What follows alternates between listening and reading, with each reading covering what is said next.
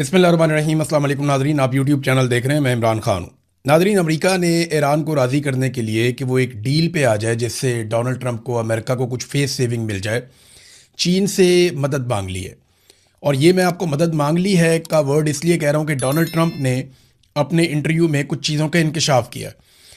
एक तो Donald Trump ने कहा कि सदर शी ने डोनाल्ड ट्रंप से कहा बातचीत करते हुए कि मैं ज़रा सी भी अगर मदद कर सका तो मैं ज़रूर मदद करूँगा। सदर शी एक मुआहदा होता हुआ देखना चाहते हैं, ये डोनाल्ड ट्रंप ने कहा चीनी सदर के हवाले से कि वो एक मुआहदा होता हुआ देखना चाहते हैं। और उन्होंने मुझे कहा कि मैं अगर ज़रा भी मदद कर सका तो मैं ज़रूर मदद करूँगा। यानी कोई यकीन दहानी चाइना की तरफ से ऐसी नहीं करवाई गई अमेरिका को जिसकी बुनियाद पे वो ये कहें कि कोई बहुत बड़ी डेवलपमेंट हो गई है। लेकिन यहाँ ये साबित होता है कि अमेरिका ने सदर शी से मदद मांगी है, जिस पे उन्होंने कहा जी अगर मैं मदद कर सका तो मैं ज़रूर करूँगा। फिर ईरानी तेल की खरीदारी के मामले के ऊपर चीन ने बड़ा टका के जवाब दिया अमेरिका को। डोनाल्ड ट्रंप ने अपने इंटरव्यू में बताया कि ईरानी तेल की खरीदारी हम जारी रखना चाहेंगे, ये प्रेसिडेंट शी ने डोनाल्ड ट्रंप को कहा। यानी बड़ी जरूरत चाहिए। पाकिस्तान को तो एक इशारा करता है, पाकिस्तान खरीदारी बंद कर देता है हर तरफ से। लेकिन इंडिया ने अमेरिका की बात नहीं सुनी और प्रेसिडेंट शी ने अमेरिका की बात नहीं सुनी। उन्होंने कहा जी बिल्कुल हम जारी रखना चाहेंगे ईरान के साथ जो हमारी तेल की तजारत है, हम उनसे तेल खरीदते रहेंगे।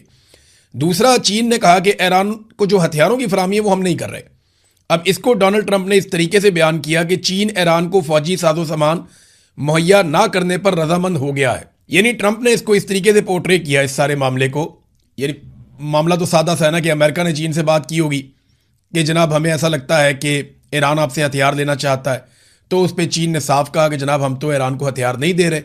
तो इस पे डोनाल्ड ट्रंप ने स्टेटमेंट को इस तरीके से जारी किया जैसे ये उनकी बहुत बड़ी कामयाबी है कि चीन ईरान को फौजी साजो सामान मुहैया ना करने पर रजामंद हो गया। अब जो चीनी सदर है ना, उन्होंने अमेरिका को थोड़ी सी शर्म भी दिलाई है, जो उनकी अपनी अंदरूनी सूरत हाल है अमेरिका की उसके ऊपर।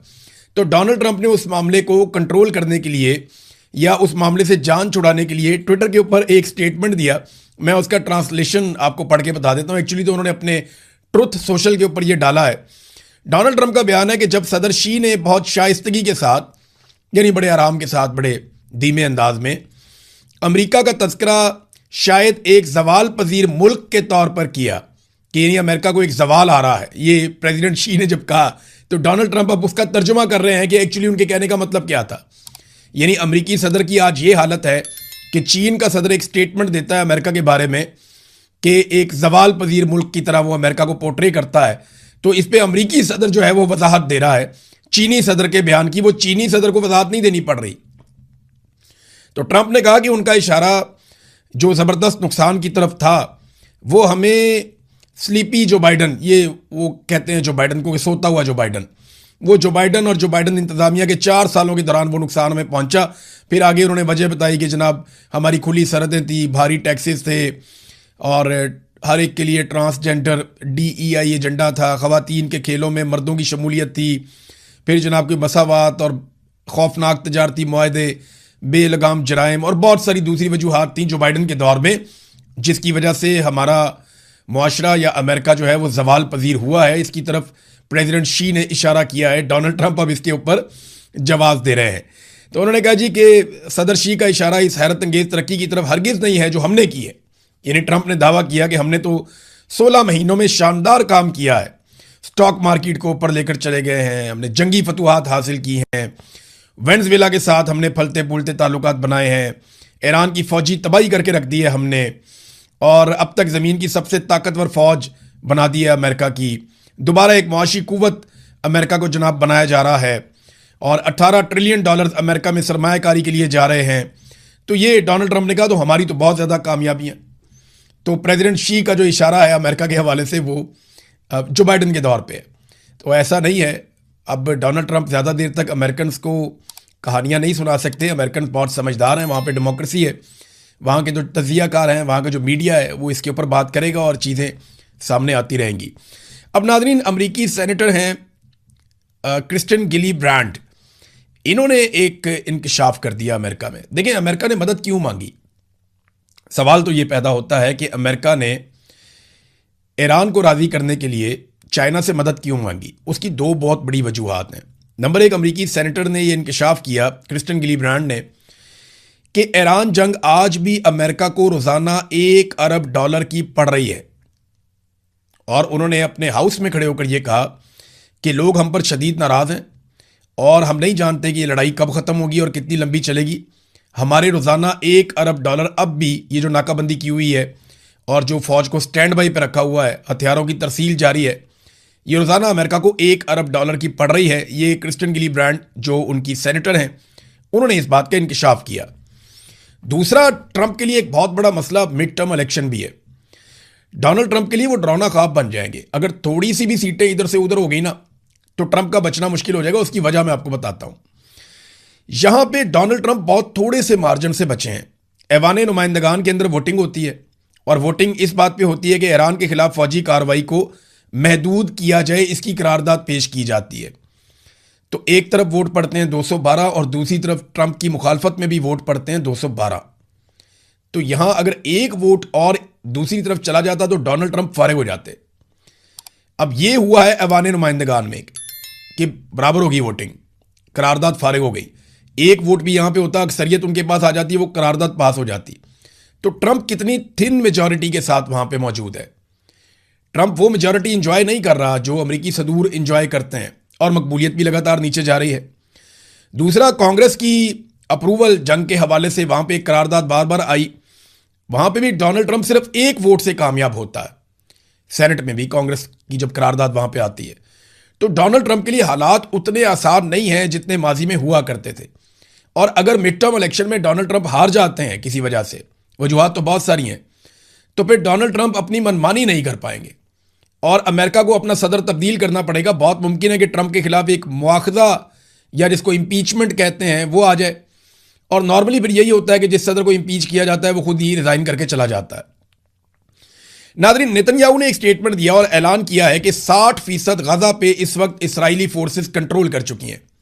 यानी गजा का 60% इलाका इसराइल के कंट्रोल में है और वो कह रहे हैं जी बाकी जो एरिया है उसको हम मुस्तकबिल में देख लेंगे। अब बोर्ड ऑफ पीस बनने के बाद से लेकर अब तक जो आलमी सतह पे आवाजें उठती थी गजा के लिए, वो भी वैसे नहीं उठ रही। वजह क्या है? बोर्ड ऑफ पीस बन गया है, सारे मुस्लिम ममालिक उसके अंदर शामिल हो गए हैं, तो जो आवाजें अक़वाम मुत्तहिदा में या दीगर प्लेटफॉर्म्स के ऊपर उठाई जाती थी, अब क्योंकि ये सारे खुद उस बोर्ड ऑफ पीस का हिस्सा है जो गजा के मामलात को देख रहा है, तो वो उस शद और मत के साथ आवाज उठाई नहीं जा रही। बोर्ड ऑफ पीस ने मामले को दबा कर रख दिया है। जितना जुल्म और बर्बरियत गुज़िश्ता 3-4 सालों में हुई, बजाय कि उसका हिसाब लिया जाता, बोर्ड ऑफ पीस बनने के बाद जो आवाजें उठती थी वो बांध दी गई हैं, ऐसा दिखाई देता है। एक और काम जो इसराइल कर रहा है, इसराइल को फौरी तौर पे उसकी फौज को तैयार किया जा रहा है ताज़ा हमलों के लिए। और ये इसराइली अखबारात इसको रिपोर्ट कर रहे हैं। उनका दावा है कि इसराइल अगले हफ्ते ईरान पर हमले की तवक्को कर रहा है।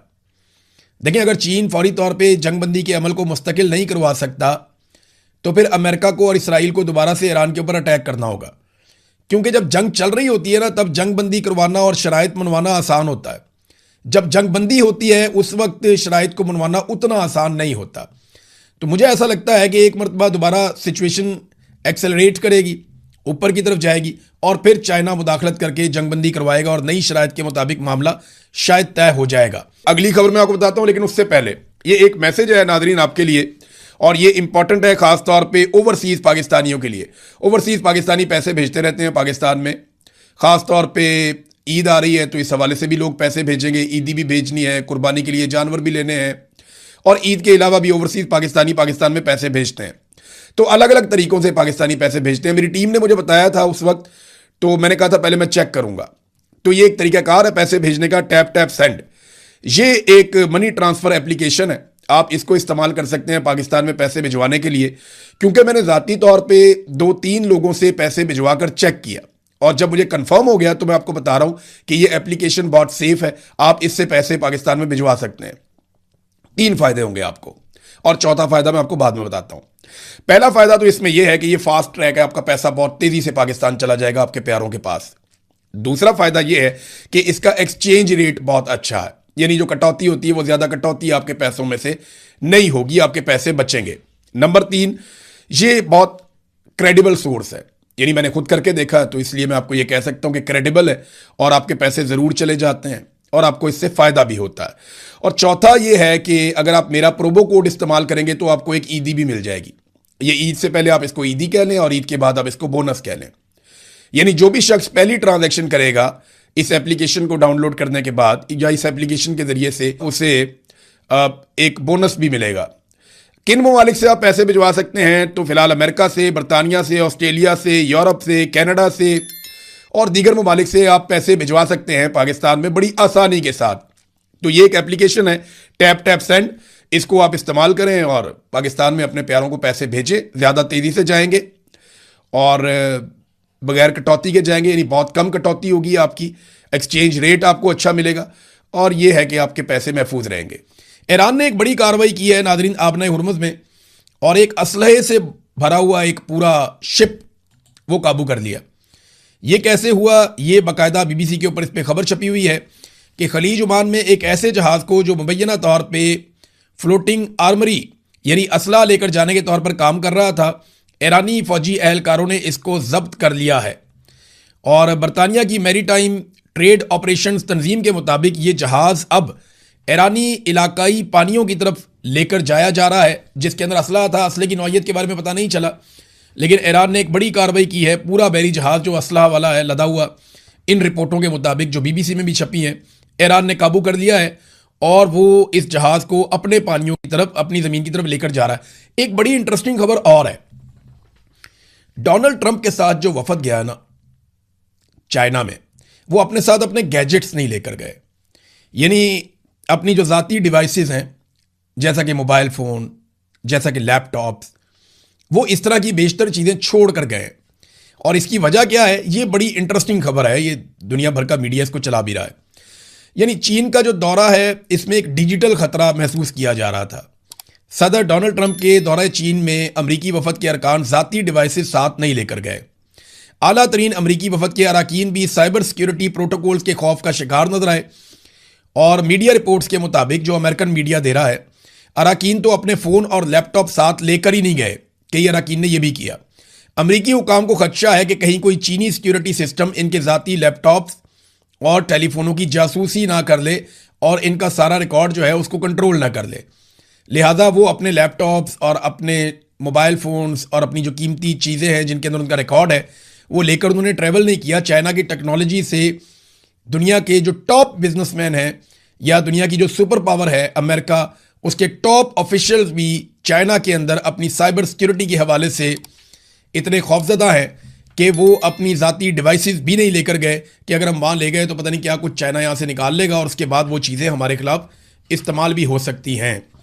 नाजरीन, एक और खबर पाकिस्तान से है। ये खबर कोई अच्छी नहीं है। बिलावल जरदारी एक प्रेस कॉन्फ्रेंस कर रहे थे, उन्होंने अपने दाएं बाएं लोगों को बिठाया हुआ था। एक तरफ उन्होंने राजा परवेज़ अशरफ साबिक वज़ीर आज़म उनको बिठाया हुआ था, फिर एक तरफ उन्होंने शेरी रहमान को बिठाया हुआ था जो अमेरिका के अंदर पाकिस्तान की सफ़ीर भी रही हैं, जो साबिक इंफॉर्मेशन मिनिस्टर भी गालिबन रही हैं, और एक तरफ जो है वो बैठी हुई थी शादिया मरी साहिबा। शादिया मरी साहिबा पाकिस्तान पीपल्स पार्टी की एक पुरानी कारकुन है और पाकिस्तान पीपल्स पार्टी की तरफ से कई मरतबा वो असेंबली में पहुंची हैं मखसूस नशिस्तों के ऊपर।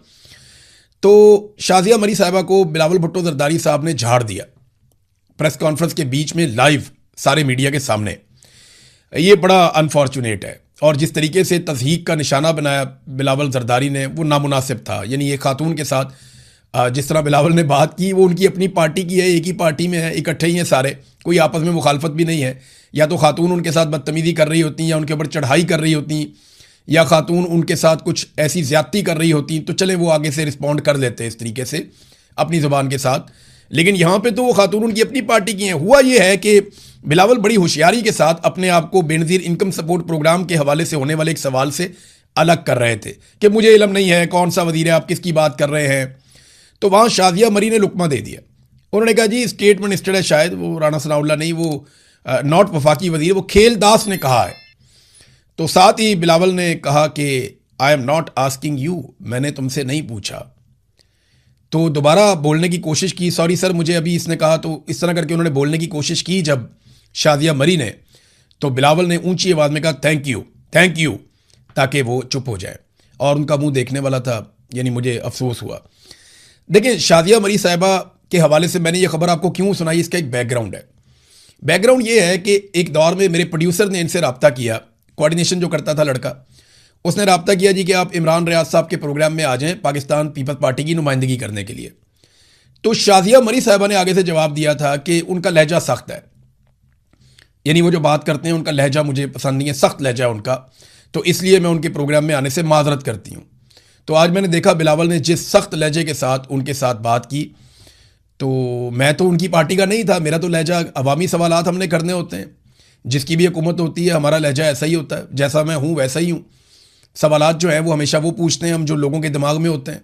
तो हर किस्म की पॉलिटिकल पार्टी से हमेशा पूछे हैं। एक दौर में पीटीआई को हम पसंद नहीं थे, शहीद अरशद शरीफ को मुझे बहुत बुरा भला भी कहा गया। एक दौर में उस्मान बुज़दार के लोगों ने बहुत बुरा भला कहा। जब हमने स्कैंडल्स पकड़े पीटीआई के दौर में तब बहुत बुरा भला कहा गया। फिर पीएमएलएन के दौर में बहुत बुरा भला कहा गया। पीपल्स पार्टी के दौर में भी ऐसा ही हुआ हमारे साथ, तो आजकल के दौर में भी ऐसा। और हमारे लिए ये चीज़ नई नहीं है। लेकिन शाजिया मरी ने कहा जी इनका लहजा बहुत सख्त है, तो मुझे लहजा पसंद नहीं है। तो आज बिलावल का लहजा मुझे लगता है उन्हें काफ़ी पसंद आया होगा और यहाँ पे वो कंप्रोमाइज़ कर लेंगी। उन्हें कर लेना चाहिए क्योंकि यहाँ पे उनको हर दफ़ा एक कौमी असम्बली की सीट मिल जाती है। देखिए बिलावल की मजबूरी है, वो समझनी पड़ेगी सारी पार्टी को कि कुछ चीज़ें उन्हें बता दी गई हैं और ये जो बेनज़ीर इनकम सपोर्ट प्रोग्राम है या इस किस्म की चीज़ें उनको एक बारगेनिंग टूल के तौर पर जरदारी साहब या बिलावल जरदारी साहब इस्तेमाल करेंगे। इन्होंने अपने ज़ाती मफादात लेने, उन्हें कुछ चीज़ें बता दी गई हैं। नंबर एक, वफाक जो है वो सूबाई इख्तियारात वापस ले लेगा और ये वापस देने पड़ेंगे, इनको जूते पॉलिश कर करके देने पड़ेंगे। दूसरा, कंट्रोल जो है वो मिलिट्री एस्टेब्लिशमेंट के पास रहेगा। ये जो कंट्रोल है हुकूमत का, वफाक का, ये मिलिट्री एस्टेब्लिशमेंट कंट्रोल करेगी। हुक्मरानों का इसमें हिस्सा नहीं रहेगा। आप सबको ख्वाजा आसिफ की तरह का बनना पड़ेगा जो खुलकर ये कहें कि जनाब हमें कोई फ़र्क नहीं पड़ता। ख्वाजा आसिफ की तरह आपको बनना पड़ेगा जो खुलकर ये कहें कि जनाब हाइब्रिड निज़ाम है और हमें इस पर बहुत फ़ख्र है। तीसरा ये है कि तमाम फ्लाई प्रोजेक्ट्स जिनके अंदर अवाम पे पैसे ज़ाया किए जाते हैं, अवाम को सब्सिडीज़ दी जाती हैं, वो सारी चीज़ें अब बंद की जाएंगी आहिस्ता आहिस्ता, क्योंकि पाकिस्तान खुदा न खास्ता दिवालिया होने की तरफ जा रहा है और इन्हें यह कह दिया गया है कि तुम लोगों ने अपना मुंह बंद रखना है, तुम्हारे केसेस ख़त्म कर दिए, तुम्हें इक़्तिदार में ला के बिठा दिया, तो अब चुप करके बैठो और मुल्क को चलाने दो। लेकिन अब मुल्क इनसे चल नहीं रहा, सियासी इस्तेहकाम नहीं है पाकिस्तान के अंदर, कोई आदमी पैसा लगाने के लिए तैयार नहीं है। लोग इनसे वादे कर लेते हैं कि हम पैसे लगाएंगे, लेकिन पैसा लगाता कोई नहीं है। कई कंपनियां पाकिस्तान में पैसा लगाना चाहती हैं, लेकिन वो ये सोचते हैं कि यहाँ पे तो इस्तेहकाम ही नहीं है, हमारा पैसा डूब जाएगा, तो लोग फिर पाकिस्तान में पैसा नहीं लगाते और हुकूमत को कर्जा लेना पड़ता है। अभी मैं डाटा देख रहा था तो मौजूदा हुकूमत ने इस साल में कितना कर्जा लिया, ये रोज़ाना के हिसाब से 21 से 22 अरब रुपए बनते हैं। मुझे आप बताएं कि क्या इस हुकूमत ने अवाम के ऊपर रोज़ाना की बुनियाद पर 21 से 22 अरब रुपए खर्च किए? बिल्कुल खर्च नहीं किए। इमरान खान के दौर से इस दौर में इन्होंने 3 गुना ज़्यादा कर्जा लिया है। यानी शहबाज शरीफ, आसिम मुनीर साहब ने इस दौर में इमरान खान के दौर से 3 गुना ज़्यादा रफ्तार से कर्जा लिया है। इमरान खान के दौर में तो डैम्स भी बन रहे थे, मेगा प्रोजेक्ट्स हो रहे थे, सेहत कार्ड उसने दिया हुआ था, बिजली 4 गुना सस्ती थी, पेट्रोल जो है वो आधी से भी कम कीमत का था, गैस 10 गुना सस्ती थी, महंगाई जो है वो आधी थी जितनी अब है, नए अस्पताल यूनिवर्सिटियां बन रही थी, हेल्थ कार्ड इमरान खान ने दिया हुआ था, सब्सिडीज दी हुई थी, अवाम को सहूलतें दी हुई थी। और कोरोना में उसको बहुत बड़े पैमाने पर कर्जा लेना पड़ा क्योंकि उसने पब्लिक को सपोर्ट करना था। तो आज तो वो सारा कुछ नहीं हो रहा। तो ये जो 3 गुना ज्यादा इन्होंने पैसा इकट्ठा कर लिया, ये पैसा गया किधर? कोई प्रोजेक्ट भी नहीं चल रहा। इनसे कोई पूछेगा क्या? कोई इनसे सवाल करेगा? अब इन्होंने आईनी अदालत बना दी है, इनसे सवाल भी नहीं किया जा सकता। जब आप सवाल करेंगे मामला जाएगा आईनी अदालत में, वो जज कहेगा जो हुक्म मेरे सरकार। तो अब सवाल भी आप नहीं कर सकते कि जनाब इतना पैसा जो आप इकट्ठा कर रहे हैं वो जा कहां रहा है? कौन से ऐसे प्रोजेक्ट आपने पाकिस्तान में लगा दिए हैं जिनकी हम तारीफ कर सकते हैं या हम कह सकते हैं कि जनाब बहुत बड़े बड़े मेगा प्रोजेक्ट बन रहे हैं। SIFC के नाम से कि इन्होंने सफेद हाथी पाला, उसने जो तबाही फेरी पाकिस्तान में मईशत का कचूमर निकाल दिया, 1 रुपए की सरमायाकारी ये पाकिस्तान के अंदर करवा नहीं पाए। और एक के बाद एक चीजें जो हैं वो मजीद खराब होती चली जा रही है। अभी गिलगित बल्तिस्तान में इलेक्शन हो रहा है, वहां इमरान खान का कैदी नंबर 804 का तोती बोल रहा है। मैंने वहां लोगों से बात की है, उन्होंने कहा जी बहुत थोड़े लोग हैं जो दूसरी तरफ खड़े हैं, जो रवायती पीपल्स पार्टी या PMLN उनके साथ जुड़े हुए, वो थोड़े से लोग हैं। उन्होंने लोगों की बहुत बड़ी तादाद, खासतौर पर नौजवान, वो पाकिस्तान तहरीक इंसाफ इमरान खान के साथ खड़े हैं और वो यहां पर होने वाली हर ज्यादती को देख रहे हैं। और वहां पे ये तासुर है कि मिलिट्री एस्टेब्लिशमेंट हर वो हथकंडा अपना रही है जिसके जरिए से वो पाकिस्तान तहरीक इंसाफ को गिलगित बल्तिस्तान में हुकूमत बनाने से रोक सकती है और उसके लिए पूरी कोशिश की जा रही है। अभी इंतखाबी निशान वाला मामला भी आपके सामने हुआ है। तो नौजवानों में बड़ा सख्त रिएक्शन है वहां पे। देखें, गिलगित बल्तिस्तान के लोगों को अंडर एस्टिमेट किया जा रहा है। वो अपनी आई पे आ गए ना तो ऐसी शिकस्त देंगे कि इनकी नस्लें याद रखेंगी। वो सिर्फ पहाड़ों पे रहते नहीं हैं, उनकी हिम्मत, उनके दिल और उनके हौसले वो पहाड़ों जितने बड़े हैं। ये निज़ाम गलत पंगा ले रहा है गिलगित बल्तिस्तान के नौजवानों से। ये नफरत के बीज बो रहे हैं, कल यही नफरत इनके सामने आएगी। याद रखिएगा मेरे अल्फाज, गिलगित बल्तिस्तान के लोग इतनी आसानी से हार नहीं मानेंगे। देखिए, ऑर्डर तो दिया गया है वहां पे ऑफिसर्स को कि कुछ भी हो जाए, मिलिट्री एस्टेब्लिशमेंट का हुक्म है कि गिलगित बल्तिस्तान में किसी सूरत भी पाकिस्तान तहरीक इंसाफ की हुकूमत नहीं बनने देनी। उसकी वजह क्या है? जो पाकिस्तान की मिलिट्री एस्टेब्लिशमेंट है ना, वो कश्मीर में और गिलगित बल्तिस्तान में किसी भी ऐसी हुकूमत का वजूद बर्दाश्त नहीं कर सकती जो उनकी मर्जी और मंशा के खिलाफ एक भी फैसला करे। ये दो जगह मिलिट्री एस्टेब्लिशमेंट के लिए बहुत क्रिटिकल है। यहां उन्हें मुकम्मल कंट्रोल चाहिए होता है और कठपुतली हुकूमत चाहिए होती है। बलूचिस्तान में भी ये 3 एरियाज ऐसे हैं जहां पे हर हाल में उन्हें कठपुतलियां चाहिए होती हैं, एक बलूचिस्तान में, एक गिलगित बल्तिस्तान में और एक कश्मीर में। और यहां कठपुतलियों के बगैर उनका गुजारा नहीं है एक दिन भी। लिहाजा वो पूरी कोशिश करेंगे, जितनी पंजाब में की उससे ज्यादा कोशिश करेंगे कि जाली तरीके से पाकिस्तान तहरीक इंसाफ से बाहर बाहर कोई हुकूमत बना दें। लेकिन अब देखना यह है कि गिलगित बल्तिस्तान के लोग अभी मुजाहरा करते हैं अपनी ताकत का या मजीद इंतजार करते हैं। बहरहाल नौजवानों ने तो अपना फैसला सुनाया। वहां पे जिस तरह का नौजवानों के अंदर रद्द अमल है, अगर ये इलेक्शन तक मोमेंटम गया तो कहानी उलट जाएगी। नाजरीन, ज़िला खैबर में एक ड्रोन हमला हुआ है और उस पर स्टेटमेंट भी जारी किया जुनैद अकबर ने। ज़िला खैबर की वादी तीरा में मकामी आबादी पर मुबैना ड्रोन हमला हुआ है। उन्होंने कहा, मैं शदीद अल्फाज में मजम्मत करता हूँ।